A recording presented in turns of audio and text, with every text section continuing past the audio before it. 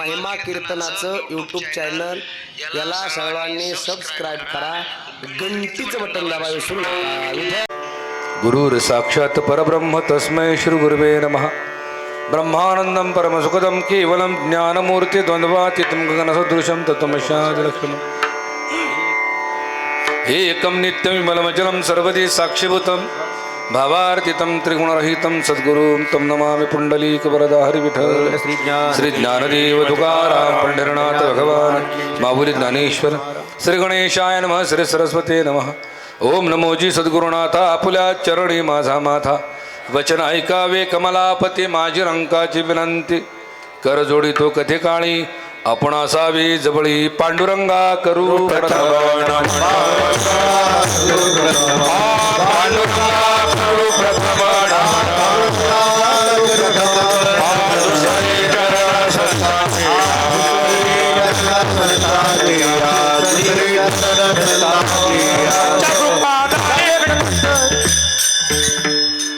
पांडुरंगा करू प्रथम नमन दुसरे चरण संतांच्या त्यांच्या कृपादाने कथेचा विस्तार बाबाजी सद्गुरु दास तुका जयांचे केले स्मरण होय सकळ विद्येच्या अधिकरण तेचे बंधू चरण श्री गुरूंचे वक्रतुंड महाकाय श्री गुरु सूर्यकोटी समप्रभ निर्विघ्नं कुरु मे देव सर्व कार्येषु सर्वदा. ऐशियाचा पदराधारा ऐशियाचा पदराधारा ऐश पदराधे धरी ऐश पदराधे ऐश पदराधे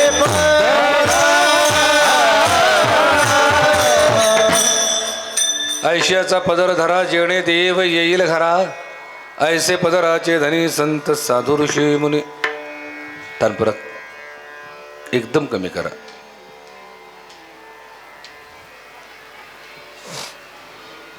हा आयोजकांना एक विनंती आहे की बाहेर जी मुलं किंवा जी मंडळी दंगा करतात त्यांना शांत चित्तानं दर्शन घ्या म्हणून तेवढं जरा विनंती करा. एक फक्त 1.5 तास जास्त नाही विनंती करा जरा. सर्व उपस्थित जमलेल्या माझ्या मातापित्याने कळकळीची नम्रतेची विनंती कीर्तनातून कोणी उठून जाऊ नका. आणि सर्व साथीदार बांधवांनी खूप सुंदर आज साथ दिलेली आहे. यांच्यासाठी एकदा जोरदार टाळे वाजवा. आमचे मृदंगवादक यांनी सुद्धा खूप सुंदर साथ दिली. ह्या सर्व कलाकारांच्या चरणी मी विनम्र होतो आणि कलाकारांनी एक छोटीशी विनंती करतो की फक्त प्रमाण कोणी देऊ नका. थोडी एक विनंती करतो. खूप सुंदर चढलं ते.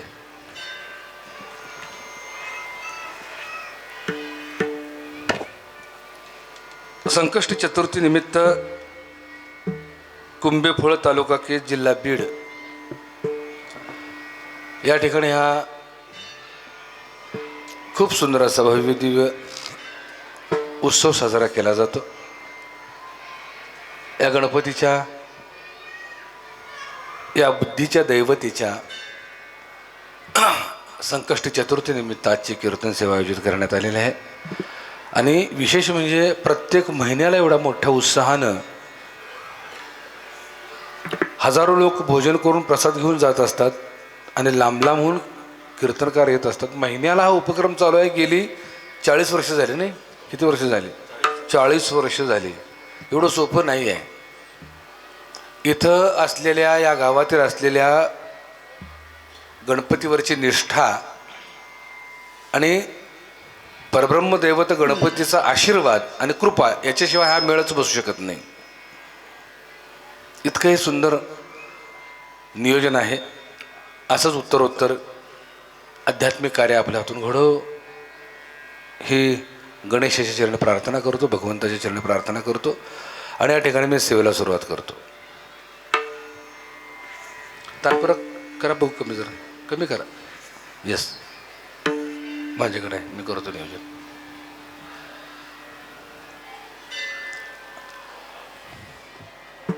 देव कुणाकुणाला आवडतो हातवर करा बरं जरा.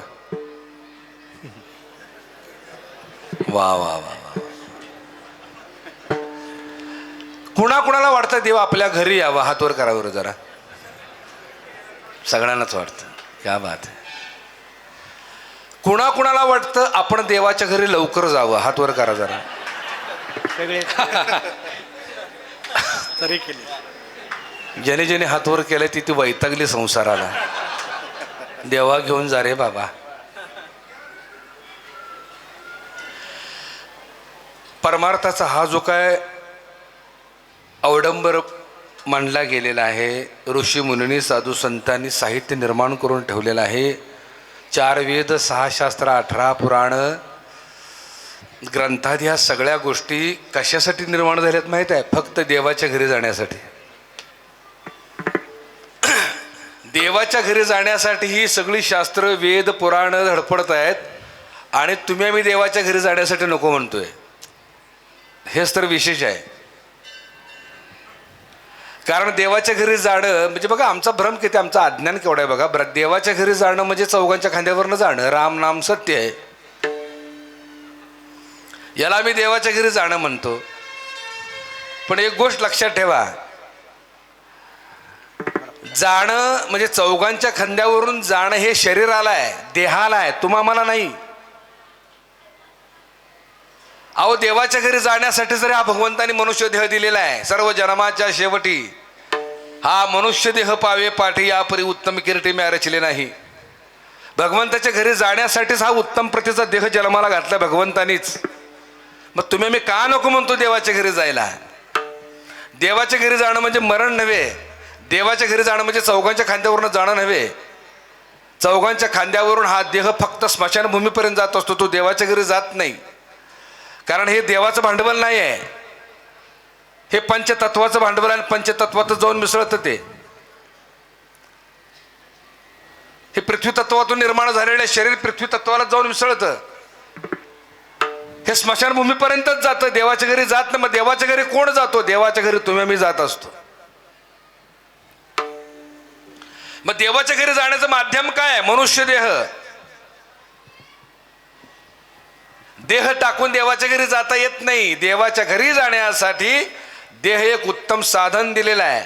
या परी उत्तम किरीटी मी रचले नाही. याच्यापेक्षा उत्तम प्रतीचा देह मी जन्माला घातलेला नाही अर्जुना. म्हणून येणे जन्मे मज ओळखावे, येथेचीच आपणा ते उद्धारावे आणि येथेचीच जोडावे नरक यातनेस. लक्षात ठेवा.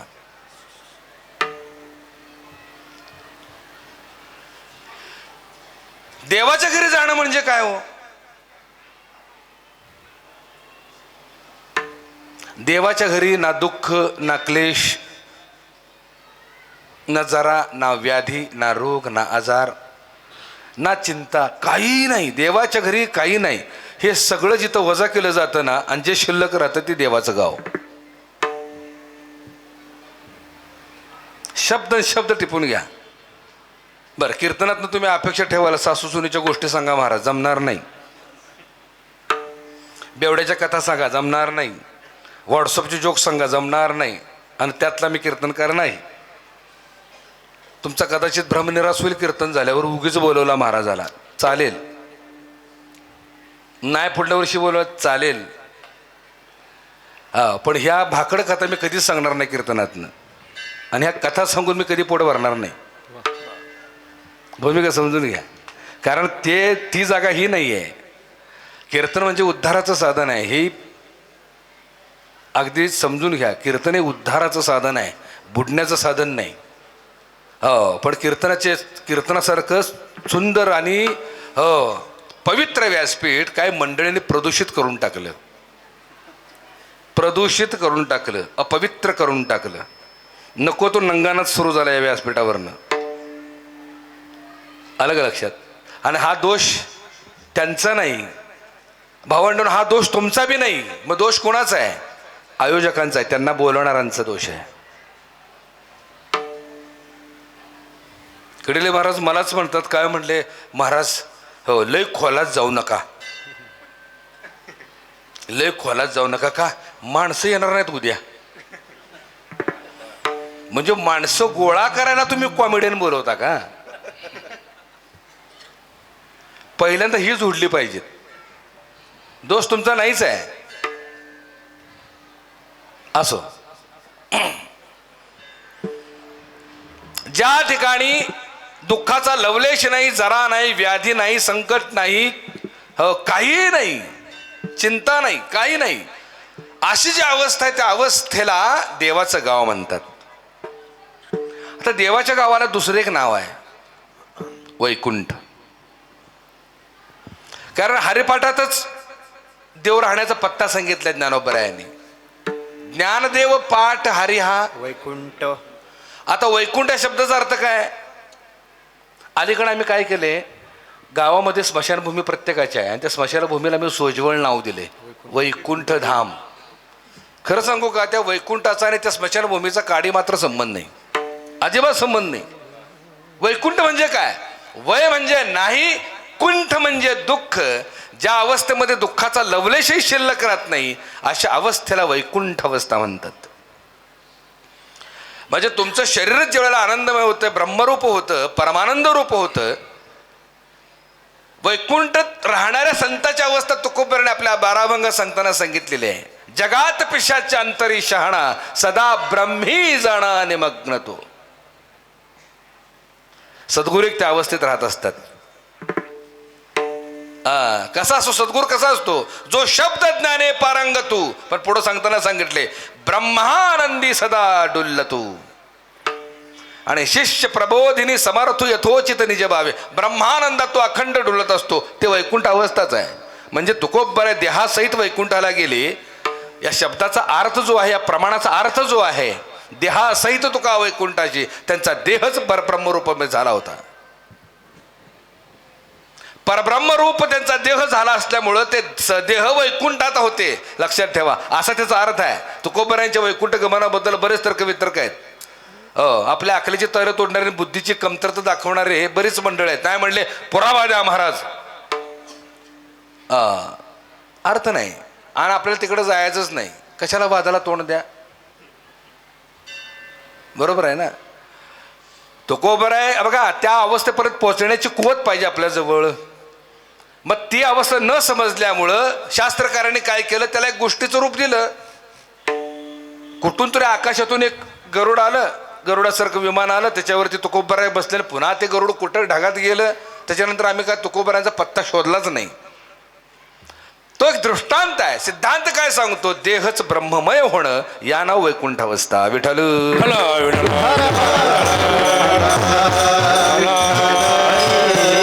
विठ्ठल विठ्ठल विठ्ठला.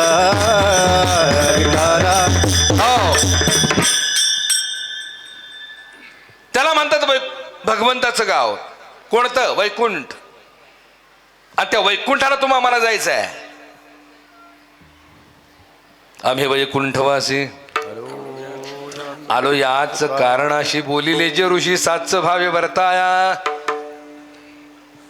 याच्यासाठी आम्ही आलोय. काय कारण आहे? झाडू संतांचे मार्ग, आडराणी भरले जग, हे उचिष्टाचा भाग, शेष उरला तो सेवू. यासाठी आम्ही आलोय वैकुंठातून जायचंय वैकुंठाला.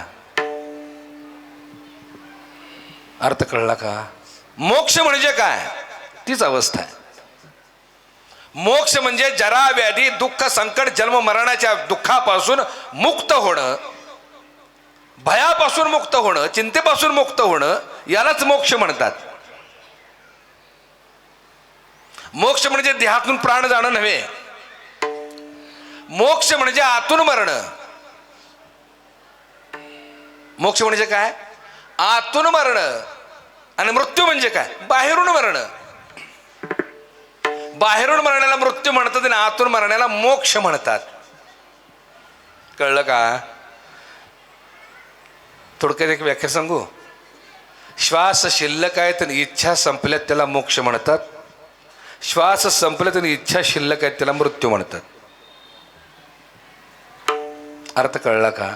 आतून मरणं म्हणजे काय? आतल्यांशी कनेक्टिव्हिटी तोडणं, आतल्यांशी संबंध तोडणं. आता काय मंडळ म्हणतील, महाराज आत कोण आहे? आता आतल्याशी कनेक्टिव्हिटी तोडणं म्हणजे आत कोण कोण आहे? आत लय जण आहेत. बाहेर जेवढे आहेत ना नातेवाईक, त्याच्या कितीतरी पटीनं आत आहेत.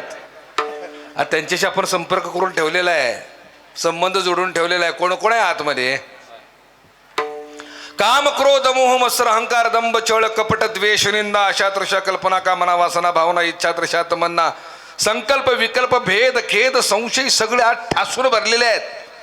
आणि ज्यावेळेस ते इच्छा व्यक्त करतात ना, मला हे पाहिजे, मला ते पाहिजे, आमकं कर तमकं कर, त्यांचं ऐकतो आणि बाहेर कर्म करतो. अरे दुःखाला सामोरं जातो. लक्षात ठेवा, आत त्यांची इच्छा कधी मावळत नाहीत आणि त्या इच्छेच्या पूर्ततेसाठी आम्ही बाहेर कर्म करत असतो. योग्यता नसताना देखील कर्म करतो. का? इच्छापूर्ती. शेजाऱ्याने 2 कोटीचा बंगला बांधला, आत त्याचा अहंकार ऑर्डर देतो, त्यानं 2 कोटीचा बांधला ना, आपण 3 कोटीचा बांधायचा, त्याची जिरवायची. आपली लायकी नसताना योग्यता नसताना कर्ज काढतं बँकेचं, बंगला बांधतं, आयुष्यभर हप्ता भरतं आणि शेवटचा हप्ता भरायच्या आतच निघून जातं. आणि एक समाजाची खोड सांगू का? बंगला कोणासाठी बांधतो आपण? आपल्यासाठी. आपल्यासाठी बंगला बांधतो का आपण? बघा, आपल्यासाठी जर बंगला बांधला असताना आपण, तर बंगल्याच्या नादालाच लागून नसतो. कारण आमचं समाधान कशात आहे? राजा सजी महाली सौख्ये कधी मिळाली, ते सर्व प्राप्त झाली या झोपडीत माझ्या. दारे आणि तिजोऱ्या त्यातून होती चोऱ्या, दाराचं नाही दोऱ्या या झोपडीत माझ्या. कारण संत तुकडोजी महाराज आतून मेले असल्यामुळं त्यांना झोपडीत देखील महालाचं सुख मिळत होतं. का? इच्छा त्यांच्या मावळल्या होत्या. जर त्यांची इच्छा प्रबल असते ना, आतून जर ऑर्डर आली असते ना, तर त्यांनी मस्त मोठा बंगला बांधला असता. पण तुकडोजी महाराज म्हणून नावाला रूपाला आले नसते ते. माझी भूमिका समजून घ्या. आम्ही बांधतो कोणासाठी माहिती आहे का? दुसऱ्याची जिरवायला, दुसरी जळायला आम्ही घरं बांधत असतो. माऊलीनो खरं सांगा, दागदागिने का घालतो आम्ही गळ्यात? स्वतःच्या आनंदासाठी? खरं सांगा, कुणासाठी घालतो आम्ही? दुसऱ्यानी बघावं आणि जळावं.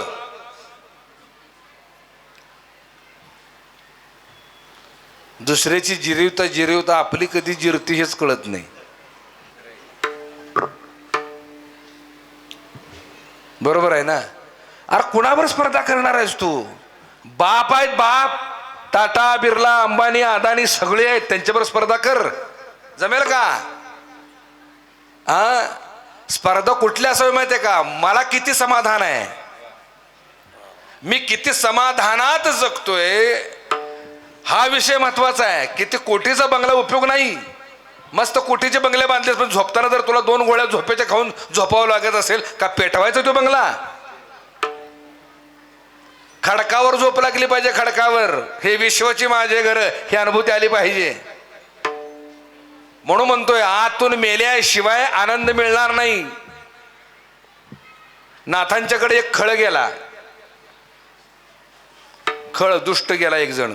काय म्हणले एकनाथ महाराज, बाहेरून तुम्ही शांतीब्रह्म वाटता, सगळं म्हणले आनंद ओसंडून तुमच्या चेहऱ्यावरनं वाहतोय, कायम तुम्ही स्मित हास्य करत असता, काय म्हणले बाहेरून तुम्ही छान दिसता, आतनं कसं आहे? घोड काढली उगीच.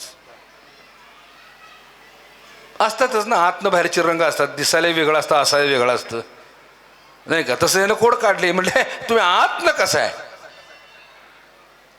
नाट रे, कायम स्मित हास्य. कोणीही कितीही बोललं, काहीही केलं तर स्मित हास्य त्यांच्या चेहऱ्यावर आनंद ओसंडून व्हायचा. म्हणून तर त्यांना शांती ब्रह्म म्हणायचे. कारण शांती शब्द देखील त्यांच्या चरणाशी लोटांगण घ्यायचं, इतके ते शांत होते. 108 वेळा यौवन त्यांच्या अंगावर ते पान खाऊन थुंकला, पण त्याला काही न बोलता 108 वेळा गंगेचं स्नान केलं. पान खाऊन खाऊन त्या खळाचं तोंड दुखायला लागलं यौवनाचं. तो जाऊन पाया पडला, म्हटलं क्षमा करा महाराज, म्हणजे चुकलं माझ्याकडनं. नात्रा म्हणतात तुला का क्षमा करू, हो तू तर लय मोठे उपकार केलेस माझ्यावर. म्हणजे का? काय नाही, म्हटलं तुझ्यामुळं मला 108 वेळा गंगेचं स्नान घडलं, हे महत्वाचं आहे. म्हणजे संत महात्मे तोट्यातून फायदा बघत असतात, म्हणून ते अखंड आनंदी आहेत. तुमच्या आमच्यासारखं नाही फायद्यातनं तोटा बघणारे. आपली लायकी नसताना 2000 मिळाले दिवसाला, योग्यता तर अजिबातच नाही, पण 2000 मिळाले, त्यात नाही म्हणते आणखीन 500 मिळालं असतं बरं झालं असतं.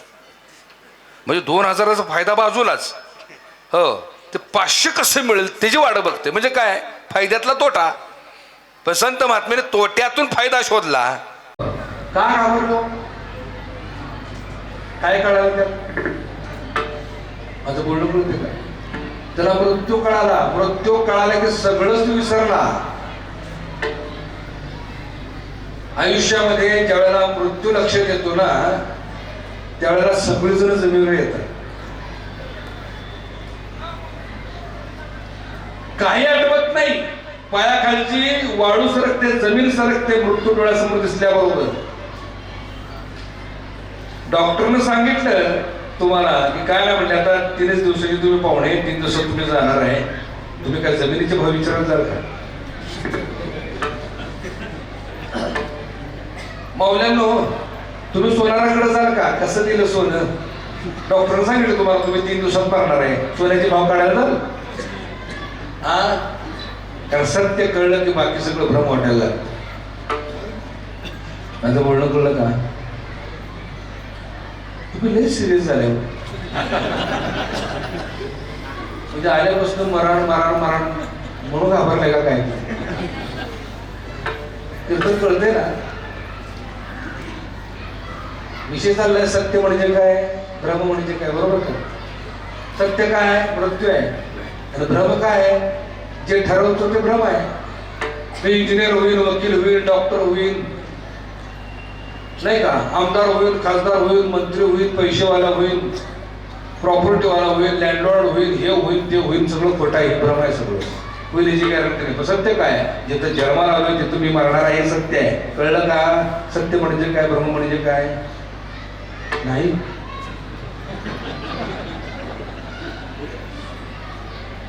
असंच मी एका ठिकाणी याच विषयावर बोलत होतो, सत्य म्हणजे काय, भ्रम म्हणजे काय. पण सगळं माझ्याकडून मोठं डोळं करून बघत होती तिथं.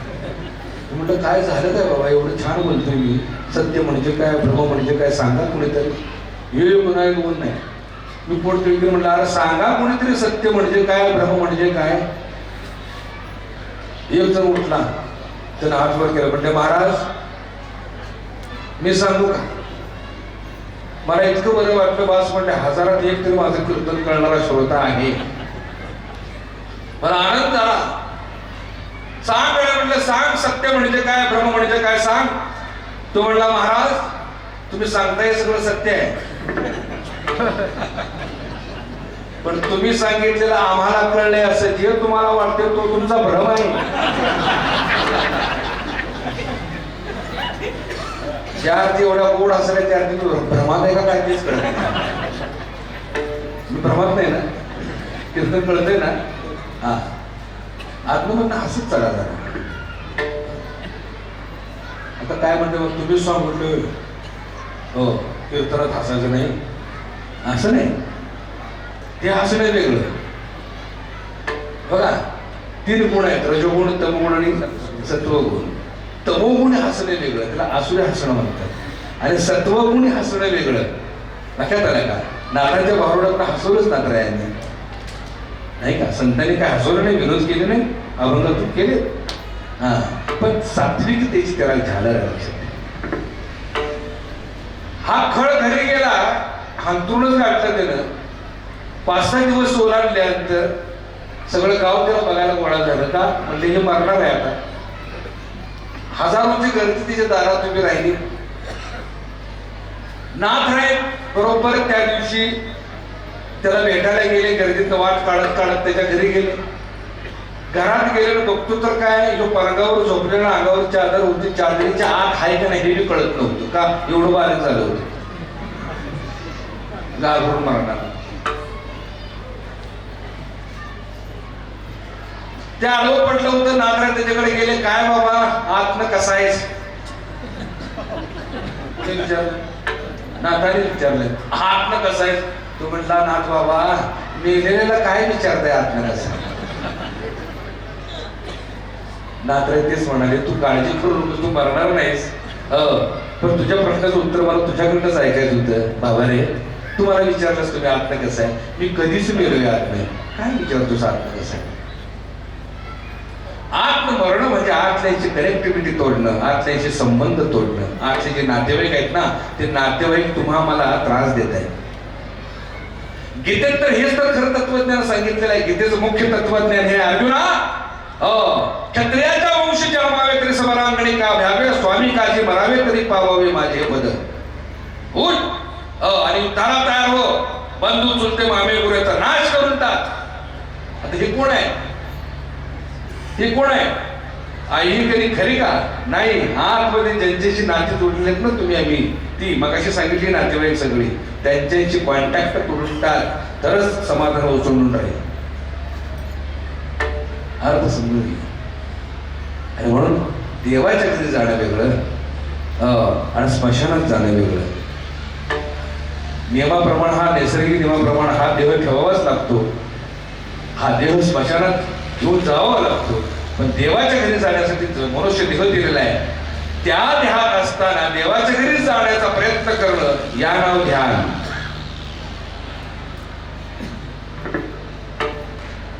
आत्म्याच्या परमात्म्यापर्यंतच्या प्रवासाला ध्यान म्हणायचं.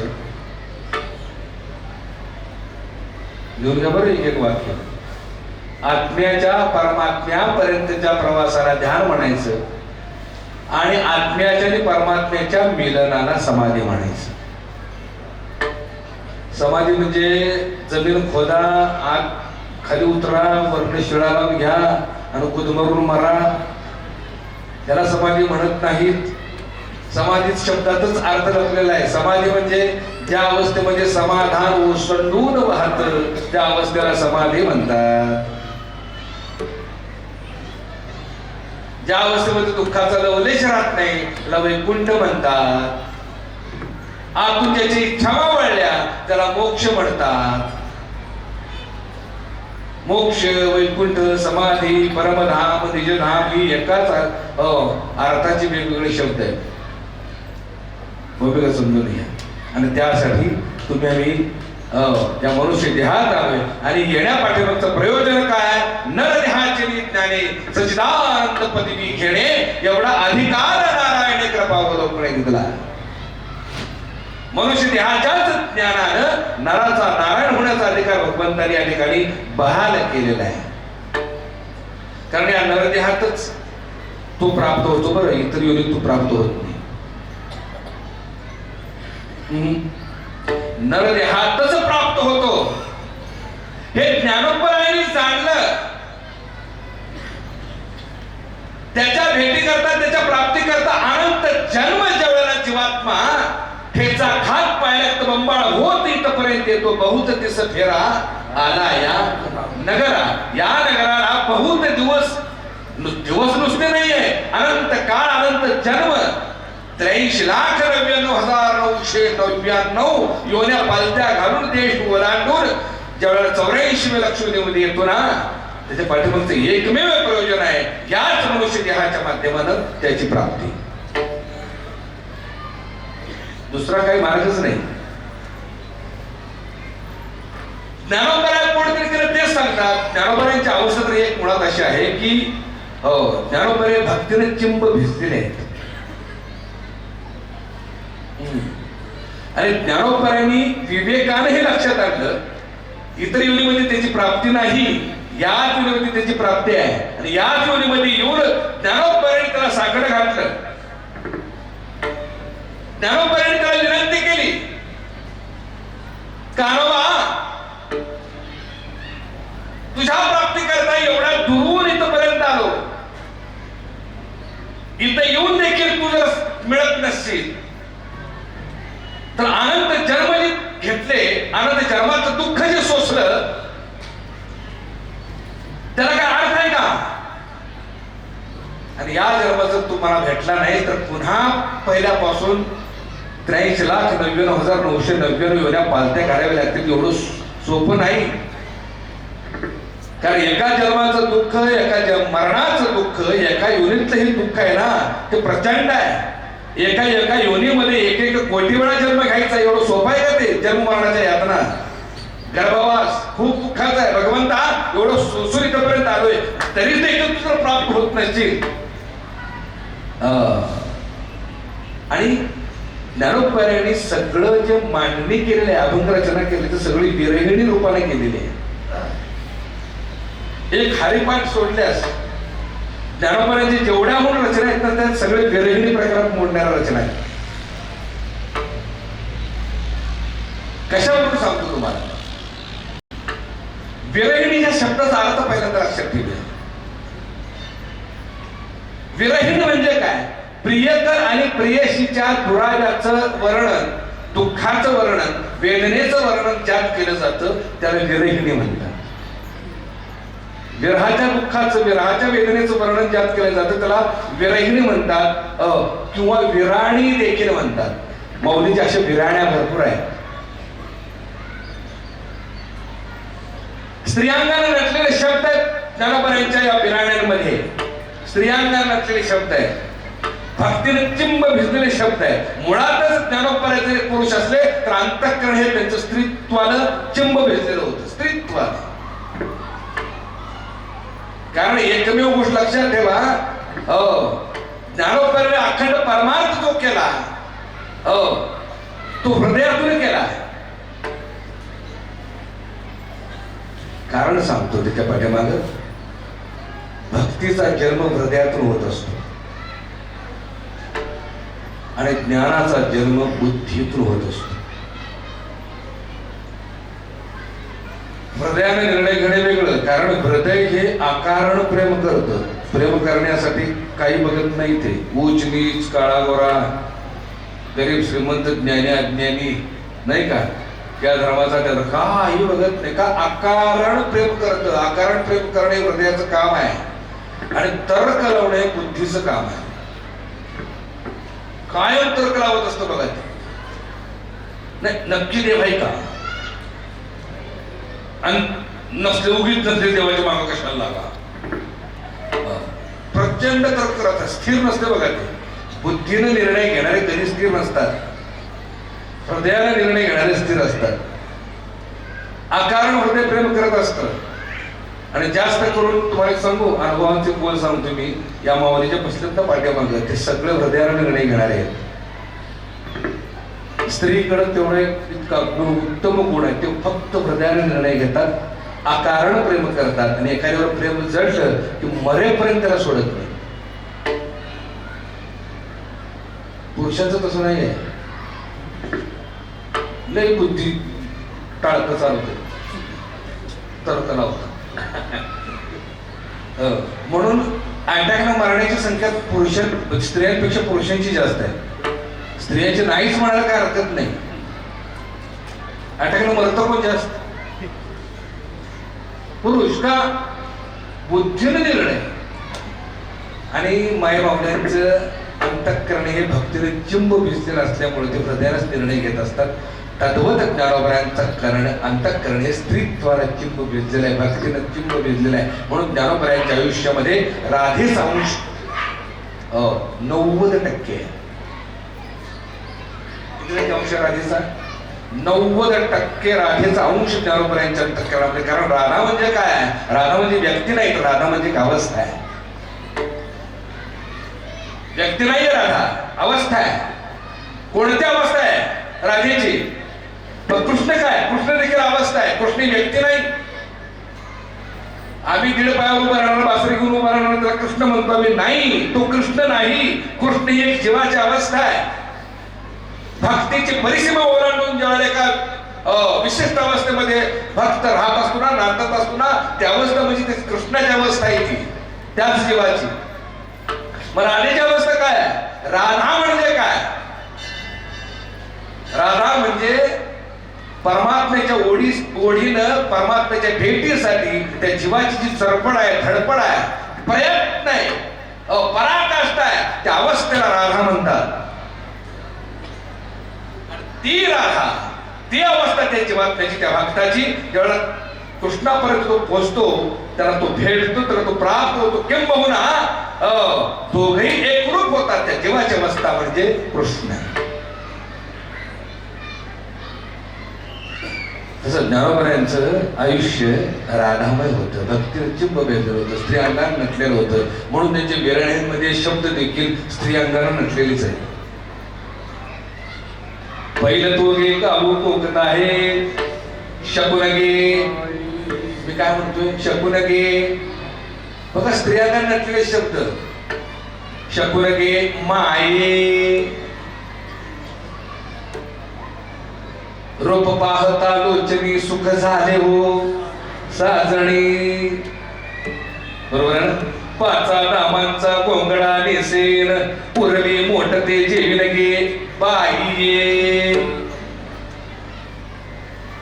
पंढरपुरीचा